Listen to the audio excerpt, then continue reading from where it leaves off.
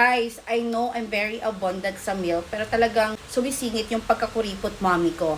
So, instead na bumili ako ng milk pitcher para sa pag ipang-combine ng milk at para mas madami yung malilikom ko, ay eto na lang yung binili ko. Ayan, got this from he or she. Eto is magagamit ni Jem pag mag 6 months na siya. So, for now, since isang buwan niya pa lang, so hindi niya pa ito magagamit because she can't sit yet. But, eto yung paglalagyan ko for the meantime ng ating milk. O, diba? Wais mami, kuripot mami. So, may guide na rin siya dito. Ito yung pang 6 months plus and pang 9 months plus. Kaya pala di ko siya mabuksan kasi may nakalako palang tape dito.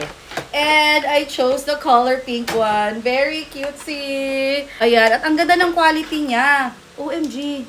Plastic. It looks like glass. Ayan.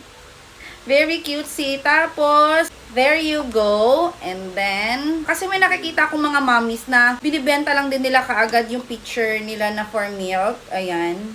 Tas sayang naman. So, eto, talagang mahaba-habang panahon na magagamit to ni Jem. Kasi ako una muna gagamit. Then siya. Sinalihan ko na din ito, guys. Ito, oh. At saka, eto, toothbrush niya. So, meron siyang baby oral care from he or she pa rin. So, I'll show you this one as well.